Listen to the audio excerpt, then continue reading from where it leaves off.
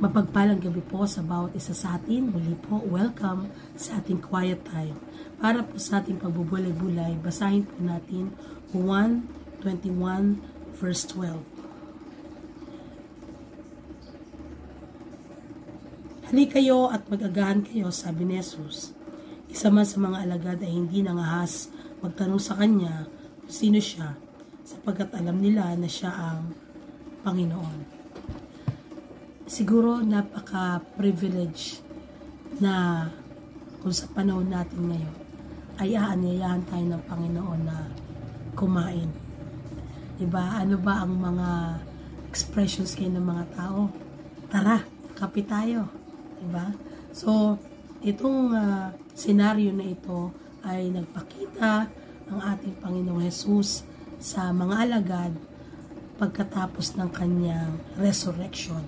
At inanyayahan niya ang kanyang mga alagad na kumain. Siguro miss na ang mga alagad, at nagparamdam siya na buhay ako. At ipinakita niya na ang kanyang pangako sa mga alagad ay gana. Na hindi niya iiwan ang mga alagad. Hindi niya iiwan ang kanyang mga mahal na mga alagad. Inanyayahan ni Jesus ang mga alagad na kumain. Tara, agahan tayo. Parang barkada lang talaga, tropa lang ang datingan, At never nagtanong ang mga alagad.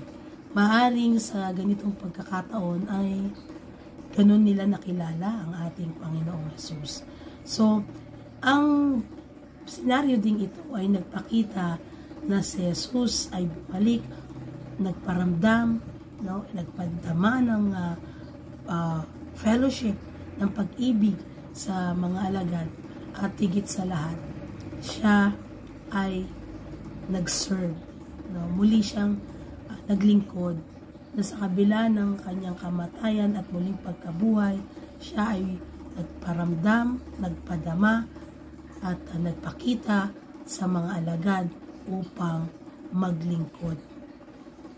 Nature ng ating Panginoon ang mag-anyaya, ang i-invite ang kanyang mga alagad. At bahagi ng ginagawa ng ating Panginoon ay magpakain, mag-alok ng pagkain, mag-alok ng makakain, upang nang sa ganon makita at madama ng mga tao na ang ating Panginoon ay may malasakit. Kaya itong pag-anyaya ng ating Panginoon ay napaka-heartfelt. Hali kayo, hali kayo, mag-agahan tayo. Na kung iisipin ko, ang dami bang pagkain? Diba? Pero siguro sa sobrang excited din ng mga alagad ay wala na silang nagawa na anumang sabihin kundi ang sumunod sa ating Panginoon. Kaya yung pagpapakita ng ating Panginoon sa kanyang mga alagad ay tunay na nagpapahayag ng kapangyarihan ng ating Panginoon, na siya ay kasama natin, na siya ay nagpo-provide sa atin, na siya ay gumagawa para sa atin. Tayo ay nabubuhay na kasama ang ating Panginoon. Kaya dito ay piliin natin na sumunod. Piliin natin na tanggapin yung alok ng ating Panginoon. At hindi mahalaga sa Panginoon kung sino ka o ano ka, kundi ang mahalaga sa Panginoon yung pagtugon natin sa kanyang panawagan na hali kayo. Tayo ay lumapit sa Panginoon sapagkat ito ay nagpapadama sa atin ng intimate fellowship with Him. Inaanyayahan ka ng Panginoon to eat with Him, to have an intimate fellowship kasama ang Panginoon. Kaya ito ay pagpapadama na hindi ka nag-iisa. Kasama natin ang ating Panginoon. Sa diwang ito, mga kapatid, ang paanyaya ng ating Panginoon ay gawa ng hangad niyang pagtulong sa atin tulad ng kanyang mga disciples. Tayo ay pinakitaan ng Diyos na maglingkod. Kaya tayo inaanyayahan upang maging bahagi ng bayan ng Diyos, upang maging bahagi ng kanyang kaharian. Nang sa ganon, tulad ng ginawa ng ating Panginoon, tayo ay mag-extend ng paglilingkod sa pamamagitan ng iba't ibang pamamaraan. Bahagi ang maglingkod na kung ano ang mayroon tayo, katulad ng inalok ng ating Panginoon na agahan. Kaya nawa sa ating buhay sa araw-araw, lagi nating naisin na makapaglingkod sa ating Panginoon sa pamamagitan ng ating mga paglilingkod sa ating kapwa. Tayo manalangin.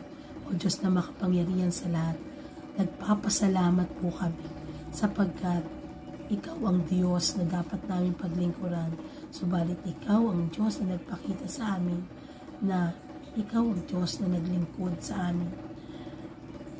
Nawa, O Diyos, sa inyong panawagan at paanyaya ay makasunod kami. At sa aming pagsunod, naroon ang aming bukas na puso at isipan na maglingkod din sa inyo sa pamamagitan ng aming mga gagawin at mga magagawa sa aming kapwa. Panginoon, nawa naisin namin laging maging bahagi ng iyong bayan.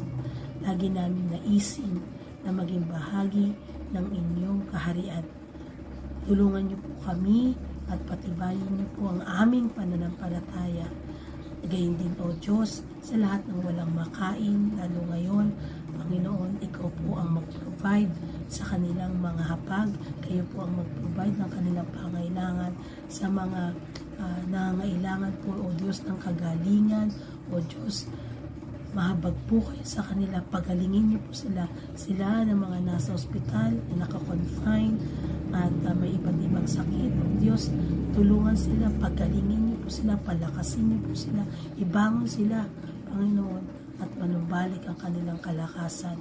At gayon din yung mga nasa tahanan at may mga iba't ibang sakit, lalo po sa panahon ngayon. O Diyos, umaasa po kami sa inyong pagpapagaling. At gayon din, maraming salamat po sa lahat ng inyong tinugon na mga panalangin. Salamat po sa patuloy mong pagpapahayag sa aming lahat na Ikaw ay Diyos na buhay na hindi natutulog, Diyos na buhay na hindi kailanman kami binibigo, ang Diyos na may pangako sa amin, hindi kami iiwan, hindi pababayaan man. Maraming salamat, Panginoong Jesus, sapagkat Ikaw ang aming Emmanuel. Ikaw ang aming Diyos na kasama namin magpakailanman. Ito po ang aming panalangin sa tanging pangalan lamang ni Jesus. Amen and amen. Mga kapatid, lumapit tayo sa Panginoon at damahin ang saya at pagpapala ng fellowship kasama ang presensya ng ating Panginoon. God bless everyone.